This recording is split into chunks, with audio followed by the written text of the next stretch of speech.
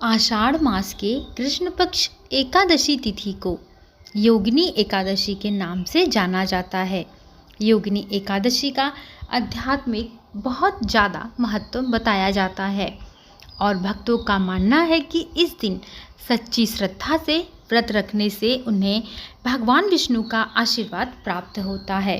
कुछ ग्रंथों में तो ये भी कहा गया है कि इस व्रत का आध्यात्मिक महत्व 88,000 ब्राह्मणों को भोजन कराने के बराबर का है। यही इसका महत्व बतलाया जाता है।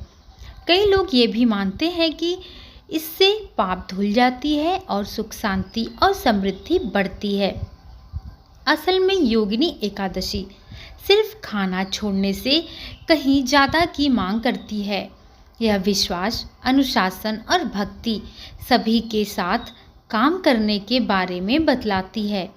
इसे ईमानदारी से करें, सही समय का पालन करें और भक्तों का मानना है कि इसका पूरा आध्यात्मिक लाभ मिलता है। इसलिए अगर आप यह व्रत करने की सोच रहे हैं तो तारीख और पारण का सही समय आपको अच्छे से पता होना चाहिए, जिससे आपको इस व्रत का करने का पूरा फल मिले। हिंदू धर्म में एकादशी को सबसे पवित्र दिनों में से एक माना जाता है और यह भगवान विष्णु की पूजा के लिए समर्पित है। यह हर महीने में 2 बार आती है और कई भक्त इस दिन पूरी आस्था और भक्ति के साथ व्रत रखते हैं। ऐसा माना जाता है कि एकादशी का व्रत करने से शांति, समृद्धि और भगवान का आशीर्वाद मिलता है। जैसे जैसे योगिनी एकादशी 2026 पास आती जा रही है, वैसे ही लोग यानी भक्त परेशान हो चुके हैं कि हम एकादशी यानी योगिनी एकादशी का व्रत किस दिन धारण करें, 10 जुलाई या 11 जुलाई को। भक्तों, पंचांग के अनुसार एकादशी तिथि 10 जुलाई सुबह 8:16 से प्रारंभ होगी, जो कि अगली सुबह यानी 11 जुलाई को 5:22 तक रहेगी।